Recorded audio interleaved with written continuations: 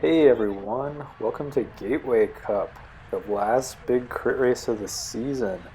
For those who don't know, Gateway Cup is a 4-day race series in St. Louis, Missouri. Every day is a crit. They go from wide open, square courses, super not technical, all the way to 10 corners a lap, wicked technical courses. You get to do a little bit of everything over the course of that weekend. All the courses are really close together. Like, we were able to ride our bikes to the course every day. It was like 2 miles or less to each course if you pick a central location. So super convenient travel weekend to go to. Would recommend if you're looking to go out to a big crit. So this footage is from day 2, which is the Francis Park course. It's basically, it's a rectangle, I guess, not a square. The night before is a square. This time we've got a rectangle. It's got a little bit of elevation.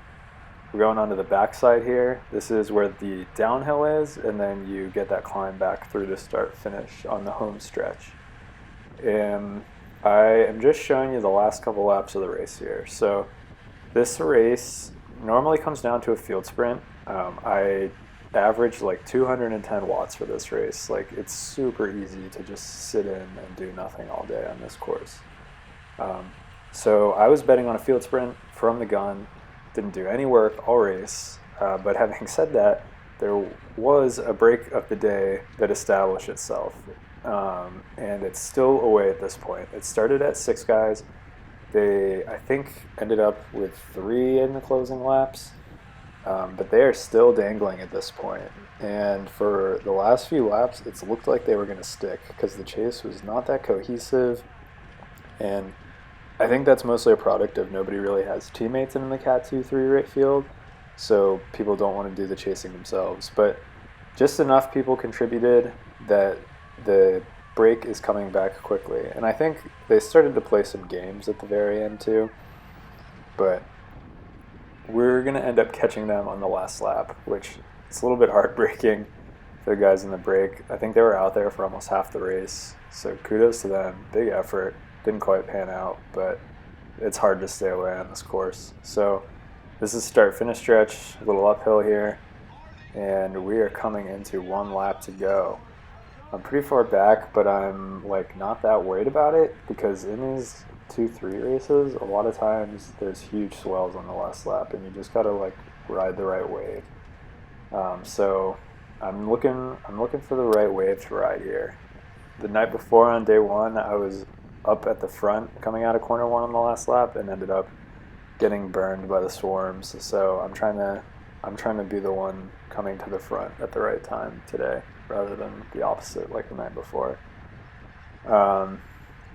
We haven't caught the break yet at this point. We're going to catch them out of corner 3, so like right down to the wire. I've been trying all sorts of lines, like I said, average power is pretty low on this, so I was like trying insides, outsides during the race.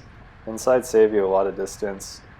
I feel comfortable taking inside corners at full speed, but a lot of guys I've noticed in these 2-3 races will grab a handful of brake when they go down the inside of a corner, and that's not a fast thing to do. So here we are going to the inside. Like I just mentioned, shorter way around. Get some spots back, and then it starts to fan out. And I didn't want to like get too bold diving down the inside. Trying to still be respectful, so gonna slot in, but there's a lot of dudes in front of me still. But luckily these Lindenwood kids decided to open it up. I remember last year everybody going on the left like cruised up the inside of the last corner, so I was looking for inside here.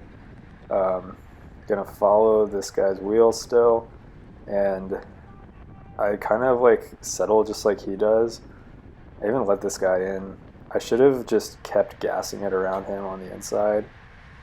Yeah, settled too much here. I think I saw the guys in front of us, and I thought we were kind of far back, and then it turned out we were like maybe around 15th wheel. But anyways, hit that last corner.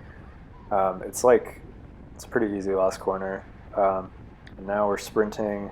By the time I get on top of this gear, you see it kind of spreads out across the road, and there's just like not really any places to move up, despite it being like a pretty wide sprint. And you can see the leaders like right there, like within a second. So it's still bunched up at the finish line, but ended up 18th in a field of like 75. It's not too bad, but this wasn't really a course that suited me, so stay tuned for the next couple of days. Those are the courses I was excited for. Thanks for watching.